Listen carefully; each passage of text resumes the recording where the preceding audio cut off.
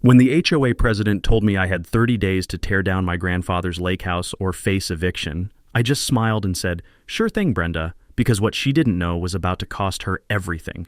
See, Brenda Whitmore thought she was dealing with some broke-ass electrician who'd roll over and play dead. Standing there in her designer blazer, waving legal papers like a weapon, clicking those heels on my dock like she owned the place. The smell of pine sap and lake water hung in the morning air while she rattled off violations. Architectural noncompliance, lot line infractions, the whole Karen checklist. But here's the thing about underestimating people. Sometimes the guy in work boots knows something the lady in the BMW doesn't. What she didn't know? I just found something in my grandfather's lockbox that was about to flip her whole world upside down. What would you do if some HOA Karen tried to steal your family's legacy? Drop a comment and let me know where you're watching from. I bet half of you have your own HOA horror stories. Let me back up and tell you how this whole shitstorm started. Name's Jake, and I'm a 45-year-old electrician who inherited my grandfather's cabin when he passed 3 years ago. This wasn't some fancy vacation home. We're talking about a 1960s A-frame with knotty pine walls and a screened porch that's seen more summers than a park bench. But it sat on prime lakefront real estate that would make a realtor weep with joy. My grandfather, old Earl Hutchinson, bought this land back in 1962, when you could still get waterfront for the price of a used car. I spent every summer here as a kid, learning to fish off that dock, swimming until my lips turned blue, listening to his stories about back when men were men and HOAs were just 3 letters that didn't mean jack shit. When my divorce went through last year and my ex-wife got the house in suburbia, I moved out here full-time. Best decision I ever made. The cabin might have been humble, but it was paid for and it was mine. Or so I thought. Enter Brenda Whitmore, 52 years old, retired insurance adjuster, and the human embodiment of a Homeowners Association wet dream. Picture this. Perfectly coiffed blonde hair that could survive a hurricane, designer everything, and the kind of smile that makes you check your wallet. She'd been HOA president for 6 years, ever since she moved into her $800,000 McMansion that looked like it fell off a magazine cover. The HOA formed in the 1980s when developers started carving up the lake for rich folks' weekend getaways. Most original families got grandfathered in, but Brenda, she had different plans for community improvement. It started with passive-aggressive bullshit, a violation notice for my grass being 2 inches taller than her precious standards. Complaints about my work truck. Apparently diesel exhaust was inconsistent with lakefront ambiance. The smell of my morning coffee getting overpowered by the stench of her entitlement. Then she went for the jugular, my dock. According to Princess Brenda, my grandfather's perfectly legal dock was somehow encroaching on community waters and needed immediate removal. The same dock that had been there since JFK was president. The same dock every other lakefront owner had an identical copy of. The difference? Theirs were attached to $500,000 renovations. Mine was attached to what she kept calling the eyesore. See, while her neighbors dropped 6 figures turning their cabins into suburban McMansions with lake views, I kept mine exactly how Grandpa left it. Faded blue paint, creaky boards, and that beautiful weathered look that screams authentic. To me, it was perfect. To Brenda, it was a cancer on her vision of Pine Lake as some kind of upscale resort community. The sound of gravel crunching under her white BMW became my personal horror movie soundtrack. She'd cruise by twice a week, clipboard in hand, hunting violations like a suburban bounty hunter. Those violation notices, cheap copy paper trying to look official, started piling up on my kitchen counter like unpaid bills. Here's what really burned my ass. Other neighbors supported me in whispers but went mute when it mattered. Tom and Lisa, the young couple with twin toddlers, would wave sympathetically from their deck. Martha, the retired teacher next door, would mutter about Napoleon complexes and pantyhose. But when Brenda called those HOA meetings, suddenly everyone developed severe floor-staring syndrome. The final straw came on a Tuesday morning in July.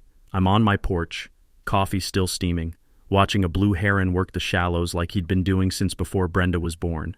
Perfect peace. Then here comes the BMW brigade, Brenda plus some poor attorney who looked like he'd rather be defending serial killers. "Mr. Hutchinson," she announced, clicking up my steps in those ridiculous heels. 30 days to demolish or we'll do it for you. The attorney handed me papers thick enough to stop a bullet. Brenda stood there practically orgasmic with power. That's when I smiled and said, "Sure thing, Brenda." Because I just remembered something Grandpa mentioned about keeping important papers where the government bastards would never think to look. Time to go treasure hunting. 3 days later, Brenda kicked things into high gear. And when I say high gear, I mean she went full Karen mode with the intensity of a woman who just discovered her homeowner's insurance didn't cover property value trauma. First came the formal eviction notice, not just some rinky-dink violation letter this time, but honest-to-God legal papers with more stamps and seals than a government office. The thing was thick enough to use as a doorstop, complete with inflated legal fees that would have made a mob lawyer blush. We're talking $15,000 in administrative costs for what amounted to Brenda's personal vendetta wrapped in legalese. But she wasn't done. Oh no, Princess Brenda was just getting warmed up. Next thing I know, she's calling an emergency HOA meeting for Thursday night. Emergency. Like my cabin was about to spontaneously combust and take out half the lake. The smell of desperation mixed with her vanilla-scented candles filled the community center as neighbors filed in, looking like they'd rather be getting root canals. Here's where it got interesting. While Brenda was busy spreading rumors about me being some kind of problematic element who was lowering property values, I was doing a little homework of my own. See, 25 years of troubleshooting electrical problems teaches you that when something doesn't make sense, you start checking the connections. So I spent those 3 days at the county courthouse digging through dusty filing cabinets and making friends with clerks who hadn't seen this much excitement since the great septic tank scandal of 2019. The texture of those old documents, some so brittle they felt like ancient parchment, told stories these new HOA hotshots never bothered to read. Reminded me of something my old foreman used to say, when someone's pushing you around, always ask to see their permit first. Thursday night came, and I walked into that community center carrying a manila folder stuffed with research. The sound of folding chairs creaking under nervous tension filled the room as Brenda called the meeting to order with all the authority of a mall cop on a power trip. The air was thick with the competing scents of Martha's homemade cookies and Brenda's aggressive perfume, like a battle between comfort and control. As you all know, she began, her voice dripping with fake concern, we have a situation that threatens the very fabric of our community. She went on about architectural standards and property values like she was defending the Constitution instead of hassling a guy who just wanted to live in his family's cabin. When she finished her dramatic presentation, complete with blown-up photos of my violations that made my cabin look like a crack house, I raised my hand. I have a few questions, I said, standing up with my folder. The room went dead quiet. You could have heard a mosquito sneeze. Fire away, Brenda said, that smug smile spreading across her face like she was about to watch me dig my own grave. Well, first off, I'd like to see the original deed restrictions and plat maps for this HOA. You know, the legal documents that supposedly give you the authority to demolish private property. Her smile flickered, just for a second, but I caught it. That's not necessary for this discussion, she stammered. Actually, it is, I said, opening my folder. See, I've been doing some reading at the courthouse, and it turns out HOAs are legally required to provide access to their governing documents within 10 business days of a written request. Most people don't know that, but most people don't spend their afternoons making friends with county clerks either. The room was getting more uncomfortable by the minute. Tom and Lisa were exchanging glances like they were watching a tennis match. Martha, bless her heart, was trying not to smile. Brenda's fancy lawyer, Mr. Davidson, was suddenly very interested in his legal pad, clicking his pen like a nervous woodpecker. Furthermore, I continued, I'd like to know the legal basis for these eviction proceedings. What specific authority does this HOA have to demolish structures that predate its formation? Now Brenda was looking like a deer in headlights. We don't need to justify our authority to... Actually, you do, I interrupted.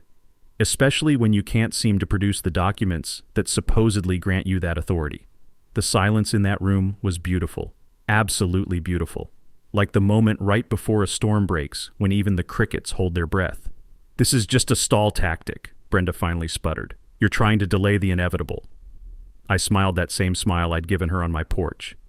Maybe, or maybe I found some interesting discrepancies in the county records. Discrepancies that might explain why you're in such a hurry to bulldoze my cabin without proper documentation. What happened next was pure gold. The HOA couldn't produce their founding documents on the spot, and my questions about their legal authority were making everyone, including their high-priced lawyer, squirm like kids caught cheating on a test. The meeting ended with Brenda promising to provide all necessary documentation, while shooting me looks that could have melted steel. As people filed out, Martha caught my eye and mouthed, "Storage unit," while pointing toward the old pine grove behind the community center. Time to do some more digging. 2 days after that meeting, Brenda decided to bring in the big guns. And by big guns, I mean she hired some hotshot HOA attorney from the city who probably charged more per hour than I made in a week. Guy showed up in a Mercedes that looked like it had never seen a gravel road, wearing a suit that cost more than my monthly electric bill. But that wasn't all. Oh no, Brenda was just getting started with her intimidation campaign. First thing Monday morning, I'm sipping my coffee on the porch when I notice something new: security cameras. 3 of them, all pointed directly at my property like I was running some kind of meth lab instead of just trying to live in peace. The little red lights blinked at me like angry electronic eyes, watching my every move. Then came the daily inspections. Every morning, like clockwork, here comes Princess Brenda with her clipboard and measuring tape, prowling around my property looking for new violations. My grass was too long one day, too short the next. The paint on my shutters was inconsistent with community standards. Hell, even my welcome mat, a simple thing that said "Gone Fishing," was apparently inappropriate signage. The smell of her aggressive perfume started mixing with the morning lake air like some kind of olfactory assault. You know that feeling when someone's standing too close and you can't breathe, right? That was my entire summer. Wednesday morning I caught her red-handed, actually trespassing on my property, measuring my dock with a tape measure like she was building a legal case 1 inch at a time. That's when I decided 2 could play this surveillance game. I installed my own cameras that afternoon. Nothing fancy, just some basic security equipment that happened to catch everything going on around my property. The sound of my drill echoing across the water probably carried all the way to Brenda's McMansion, and I made damn sure she saw me doing it. Within an hour, I had my first piece of gold: video footage of Brenda creeping around my shed, actually cupping her hands against the windows like some kind of suburban peeping Tom. But that wasn't the best part. The best part was when I caught her adult son, 30-something mama's boy who still lived in her basement, trying to loosen the bolts on my dock at 2 in the morning. Kid was out there with a socket wrench thinking he was some kind of covert operative. My infrared cameras picked up every stupid move. That's when I decided to pay a visit to the county sheriff's office. I'd done electrical work for Deputy Rodriguez last spring, so I wasn't walking in cold. "Jake," Miguel said when I walked in. "How's that new panel working out?" "Great, but I need to file a harassment complaint today." I showed him the footage, all of it. The trespassing, the daily harassment, and the crown jewel. Junior attempting dock sabotage in the middle of the night. Miguel's expression went from friendly to dead serious. "Jesus, Jake, this woman's got serious problems." "Gets better," I said. I looked up her fancy attorney online. Guy's been sanctioned twice by the state bar for filing frivolous lawsuits. Apparently he specializes in what they call litigation abuse. Basically filing so many motions and appeals that people give up and settle just to make it stop. But here's where things got really interesting. Miguel pulled up Brenda's file on his computer and whistled low. "You're complaint number 4 this year, Jake. We've got reports about her harassment from 3 other residents. Elderly couple, single mom, and a veteran with PTSD. All people who couldn't afford to fight back." Then he dropped the bombshell. "And get this, County Environmental Office flagged her property last month. Turns out her septic system failed inspection 3 years ago, but there's no record of required remediation work. She's been covering up violations while hammering everyone else." My turn to whistle. "So Princess Perfect has been living with an illegal septic system while trying to evict me for made-up violations? Looks that way. And Jake? That boundary issue you mentioned at the HOA meeting? Sarah at the clerk's office pulled the old survey files. Says there's something really weird about the lake property lines that doesn't add up." I filed my harassment complaint, got copies of everything, and headed home with my head spinning.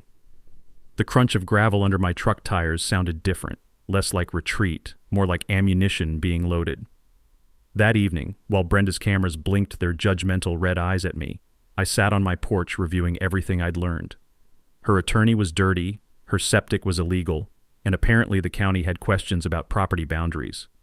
But the real kicker? I remembered what Grandpa used to say about dealing with bureaucrats. When they start breaking their own rules, son, that's when you know you've got them scared. Time to find out exactly what they were scared of. Friday morning brought a new level of crazy that even I wasn't prepared for. Brenda had apparently spent the night plotting her next move because she came out swinging with the kind of coordinated attack that would have made a military strategist proud. First, she organized a petition among the newer residents to modernize and upgrade our little lake community. The fancy letterhead made it sound like some kind of environmental initiative, but what it really was, a thinly veiled attempt to force out anyone who couldn't afford to renovate their property to McMansion standards. Then came the financial sucker punch, a special assessment for critical infrastructure improvements. We're talking $25,000 per household for upgrades that nobody had voted on and nobody needed.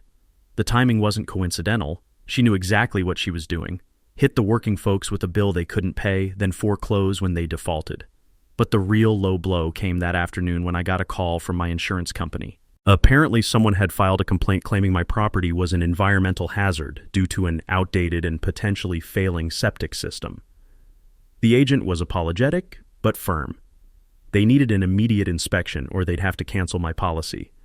The smell of desperation was getting stronger, mixed with the scent of pine needles baking in the afternoon sun. Brenda was pulling out every dirty trick in the book, throwing everything at the wall to see what would stick. Here's the thing about being an electrician. You learn to think systematically. When a circuit keeps tripping, you don't just reset the breaker and hope for the best. You trace the problem back to its source. So while Brenda was busy carpet bombing my life, I was doing some detective work of my own. First stop, my septic inspection records. Turns out I'd had the system pumped and inspected just 6 months ago and everything was running perfect.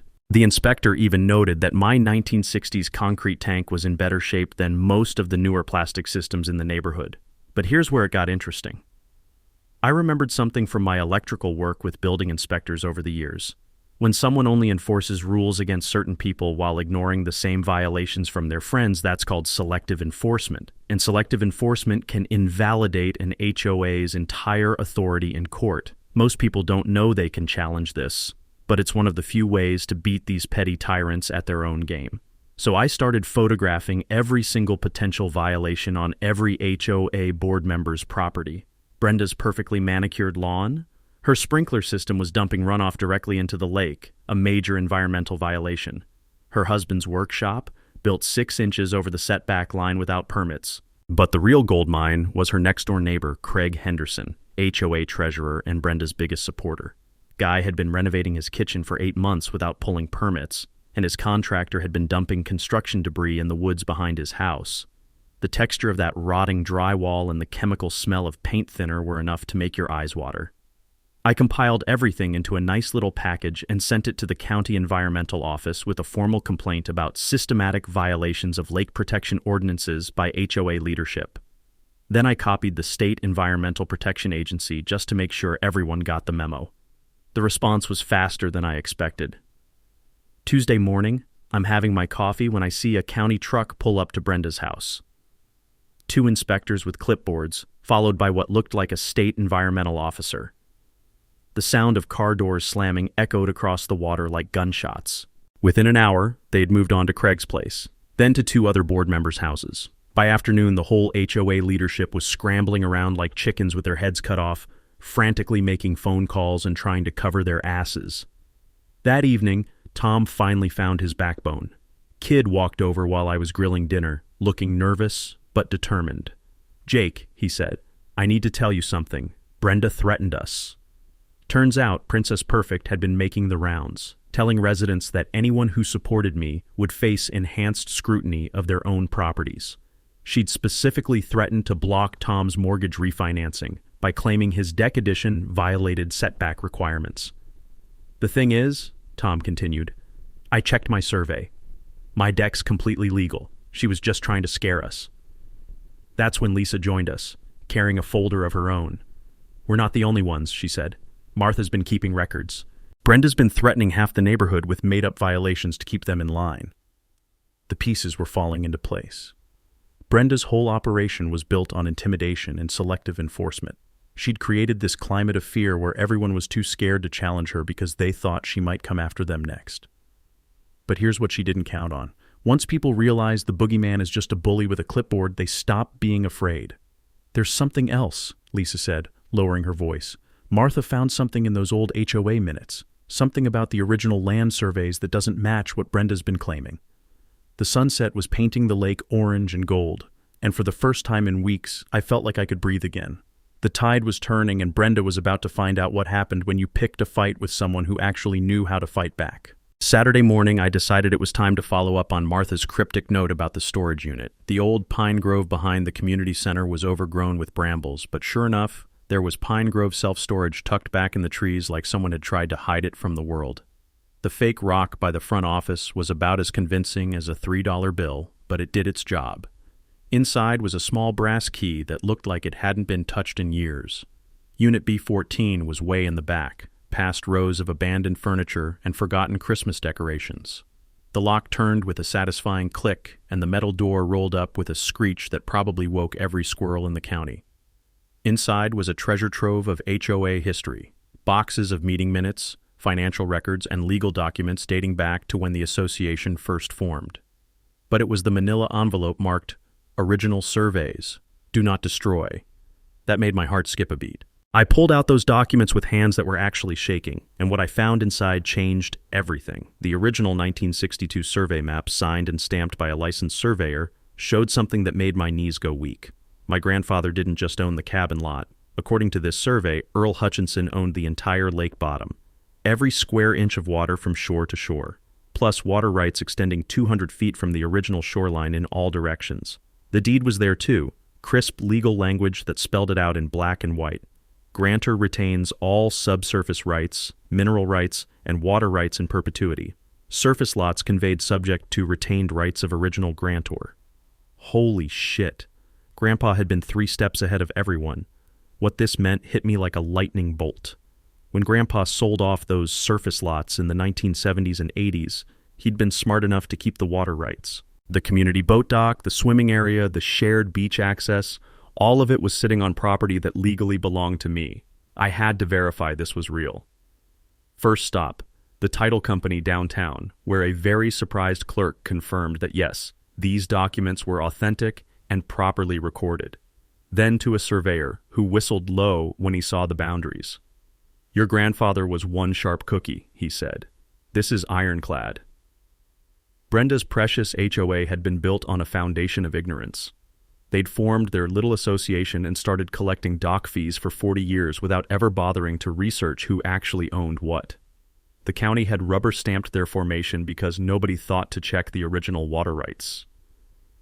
The power dynamic had just flipped completely upside down. Sitting in my truck outside the surveyor's office, the magnitude of this hit me like a freight train. Grandpa hadn't just left me a cabin, he'd left me the keys to the kingdom. Every dock, every swimming platform, every boat mooring, all of it was trespassing on my property. But more than that, I realized why he'd done it. This wasn't just about money or property rights. This was about protecting 3 generations of family memories from people like Brenda, who thought they could buy their way into a community and remake it in their own image.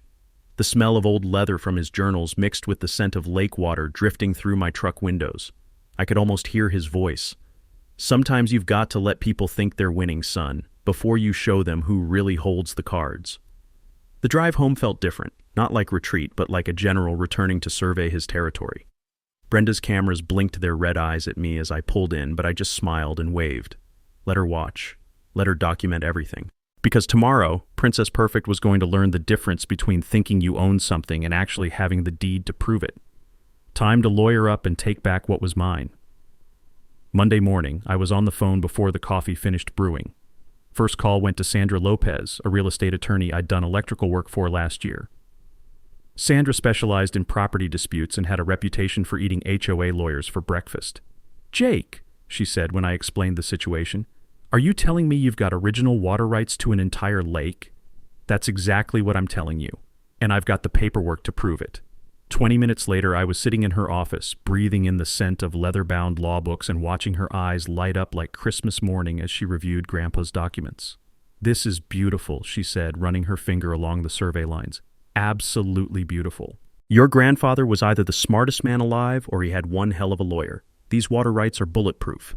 Sandra agreed to represent me pro bono. Apparently she'd been waiting years for a case this satisfying. "I've dealt with Brenda Whitmore before," she said with a grin that would have made a shark nervous. "Woman's been terrorizing property owners for years. Time someone taught her a lesson." Here's something most people don't know about property disputes. When you're challenging an HOA, you want to file what's called a quiet title action. It's basically asking a judge to settle who owns what once and for all. Most HOAs back down the minute they see those papers because they know they can't afford a real court battle.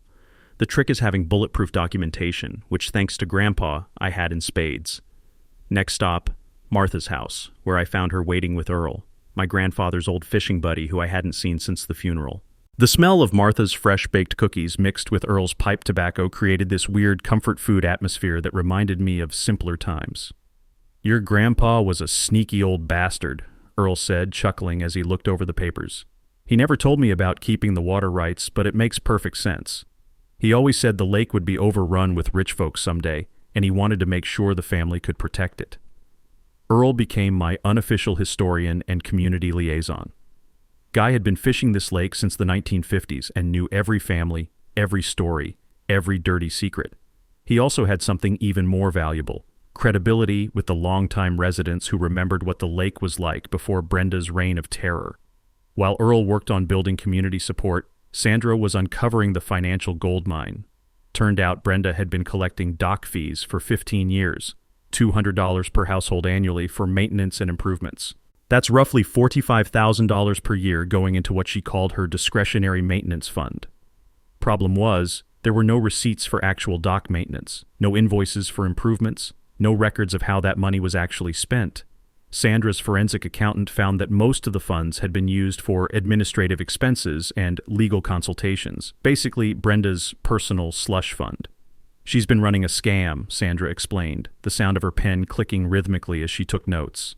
"Collecting fees for services never rendered, using HOA authority to enforce payments for property she doesn't own. This goes way beyond harassment, we're talking fraud." The practical preparations were just as important as the legal ones. I upgraded my security system to professional-grade equipment with night vision and audio recording. Every conversation, every trespass, every intimidation attempt was going to be documented in high definition. I also researched market rates for lakefront access fees. Turns out, what Brenda had been collecting was peanuts compared to what waterfront property actually commanded. If I wanted to play hardball, I could legally charge every dock owner $2,000 per year just for the privilege of using my lake bottom. But that wasn't the plan. The plan was justice, not revenge. Sandra walked me through the psychological warfare to expect.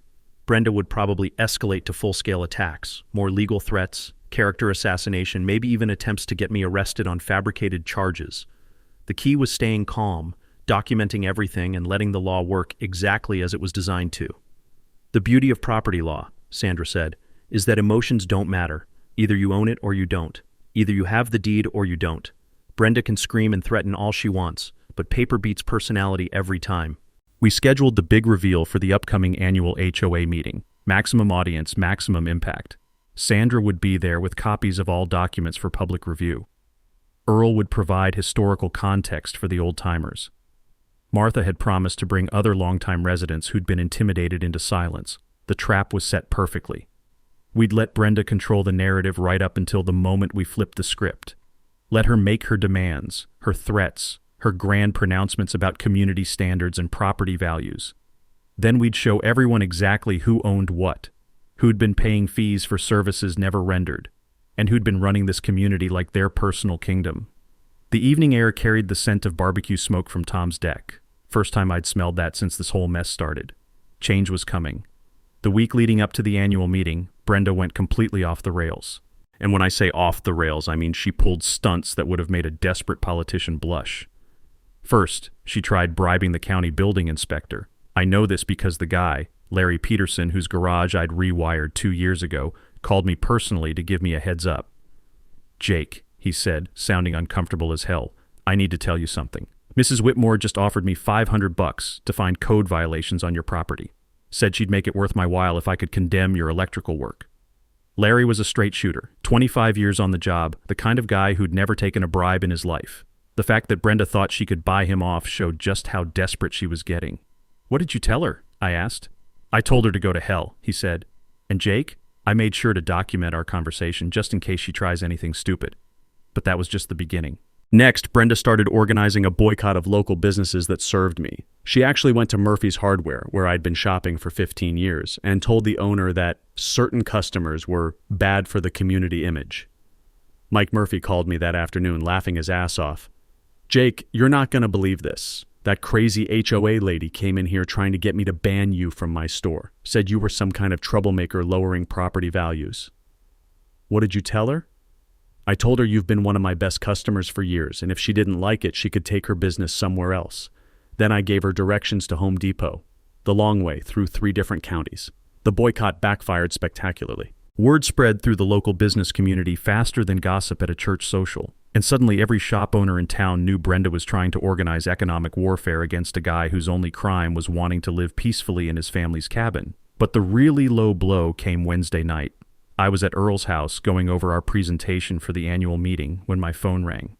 The smell of his pipe tobacco mixed with Martha's chamomile tea had created this comfortable strategy session atmosphere until Deputy Rodriguez's call shattered the peace. Jake, I hate to tell you this, but we've had some complaints about your mental health. Someone called in saying you've been acting erratically, making threats, showing signs of dangerous obsession. The sound of my coffee mug hitting Earl's kitchen table probably carried to the next county. You've got to be kidding me. I'm not taking it seriously, Miguel said quickly, especially coming from the same woman who's been harassing you for months. But I wanted you to know it's on record just in case she tries to escalate things. That's when I knew Brenda was running scared. When someone starts questioning your sanity, it's because they've run out of legitimate arguments and they're grasping at straws. While she was busy destroying her own credibility with these amateur-hour dirty tricks, I was quietly building an army of character witnesses and making sure every single document was copied, filed, and ready for the courtroom drama she was about to get. The owner of the marina where I bought gas for my boat, she'd tried to get him to refuse service to me. His response was to offer me a discount on my next fill-up. The guy who ran the bait shop had a similar story, as did the woman who owned the diner where I grabbed breakfast most mornings. Earl was having similar success with the longtime residents. You know what's funny? Martha said, adjusting her reading glasses as she went through her notes. Most of these people have been afraid of Brenda for years, but now that someone's finally standing up to her, they're finding their courage. The texture of her handwritten list felt like sandpaper under my fingertips as I reviewed the names.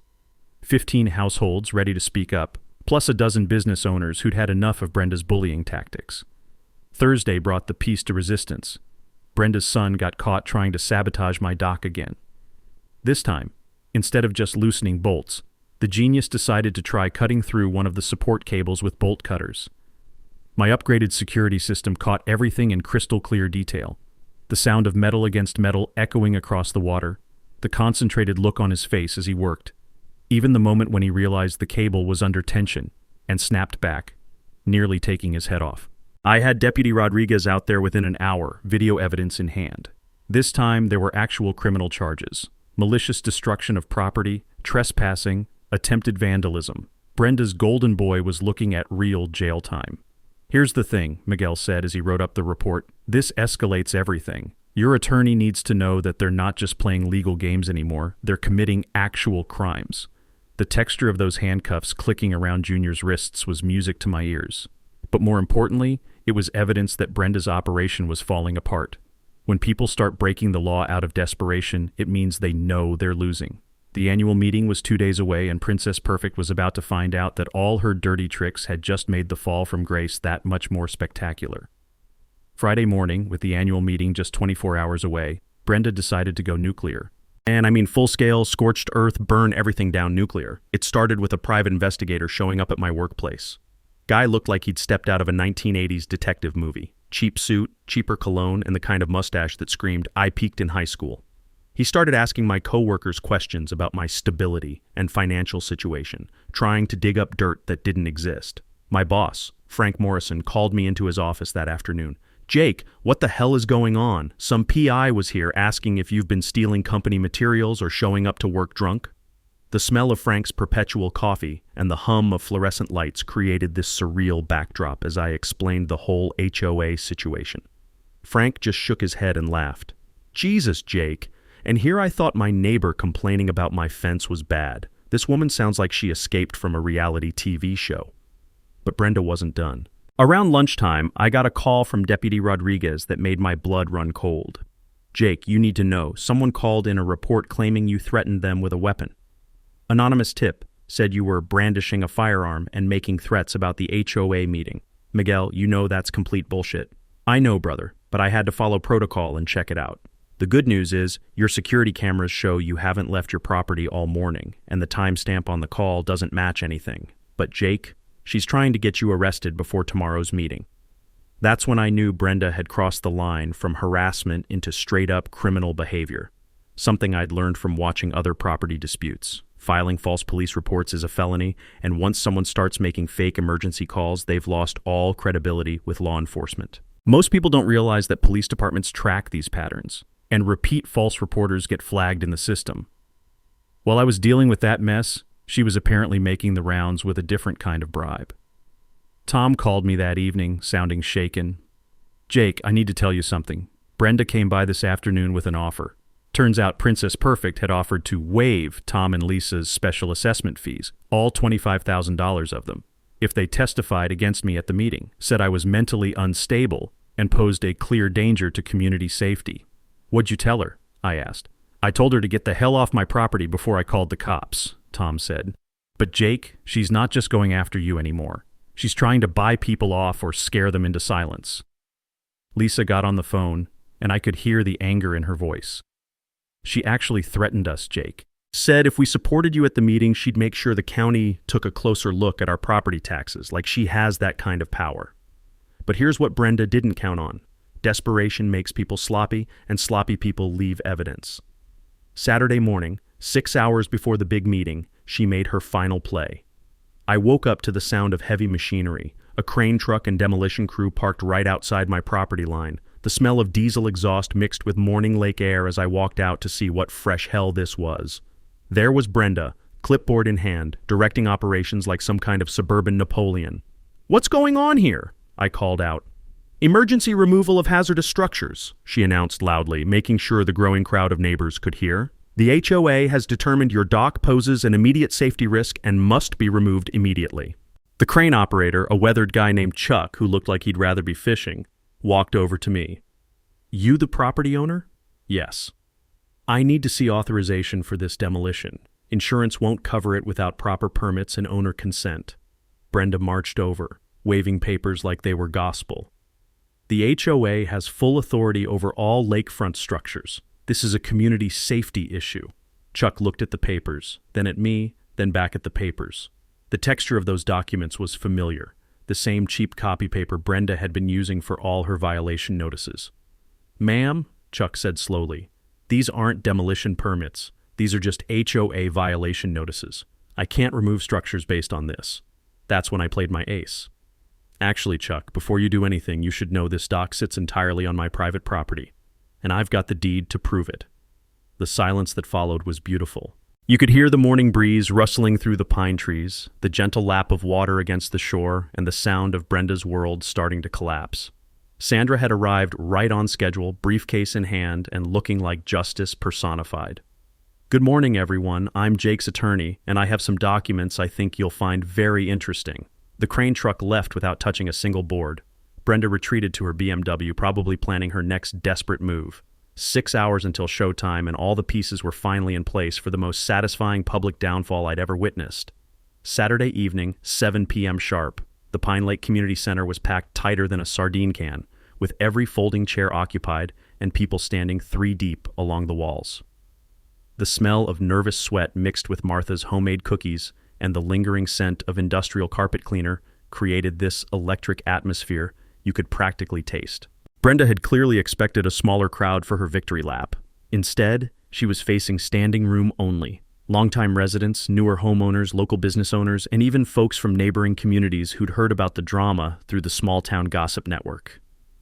At the front of the room sat the local newspaper reporter, pen poised and ready. Next to her, the environmental blogger who'd been following lake conservation issues.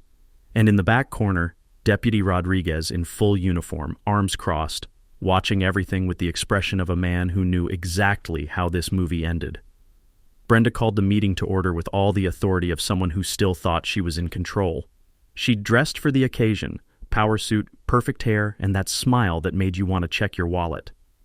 "Ladies and gentlemen," she began, "we're here tonight to address a serious threat to our community's safety and property values. Mr. Hutchinson has been engaging in frivolous litigation, making baseless claims, and creating a hostile environment for law-abiding residents. She had charts, blown-up photos of my violations, a PowerPoint presentation that probably cost more than my monthly grocery bill. The woman had turned character assassination into performance art. Therefore, she continued, building to her grand finale, the board is calling for an emergency vote to assess $25,000 in legal fees to protect our community from these frivolous claims against rightfully owned community property. The room erupted in murmurs. That's when I stood up.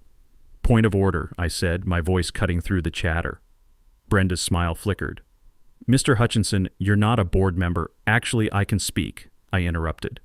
According to your own bylaws, any property owner can request clarification on factual matters. And I'd like to clarify exactly whose property we're talking about here. The room went dead silent. You keep talking about community property and rightful ownership, I continued. So let me ask you directly, Brenda. Do you have the deed to this lake? We don't need to justify. Do you have the deed? I pressed. Simple question. Her face was turning red.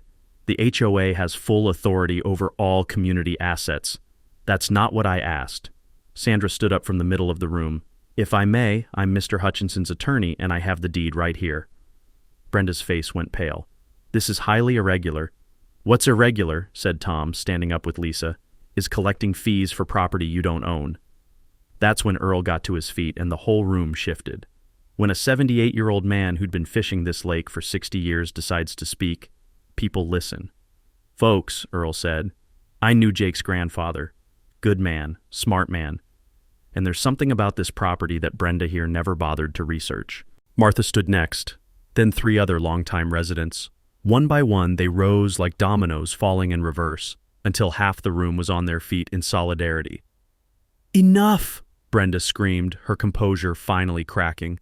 This is a hostile takeover. He's trying to steal community property with fake documents. That's when I delivered the line I'd been saving for months. Brenda, I said, my voice carrying to every corner of that packed room, you can't steal something that already belongs to you. Sandra stepped forward with the enlarged deed and survey. Ladies and gentlemen, the original 1962 documentation shows that Jake Hutchinson owns all water rights and subsurface rights to this entire lake. Every dock, every swimming area, every inch of lake bottom, it's all his. The room exploded. People were gasping, talking over each other, turning to stare at Brenda like she'd just been caught robbing a bank. Furthermore, Sandra continued over the chaos, this HOA has been illegally collecting dock fees for 15 years on property they don't own. We also have evidence of harassment, selective enforcement, fraud, and criminal vandalism. Brenda was shaking now, pointing at me like I was some kind of demon. Those documents are fake. This is a conspiracy. Ma'am, Deputy Rodriguez stepped forward. I'm going to need you to calm down. Mrs. Whitmore, the county prosecutor, wants to discuss those false police reports you've been filing. The silence that followed was absolute perfection. Mike Murphy started clapping, then Earl, then Martha. Within seconds, half the room was applauding while Brenda stood there, mouth open, watching her kingdom crumble. The motion for special assessment, I said into the noise, is hereby withdrawn, permanently. Tom called out from the crowd, I motion for new HOA leadership. Seconded, came voices from all over the room. Brenda gathered her papers with shaking hands and fled toward the exit, her clicking heels echoing one last time across the community center floor. Justice served, lake style.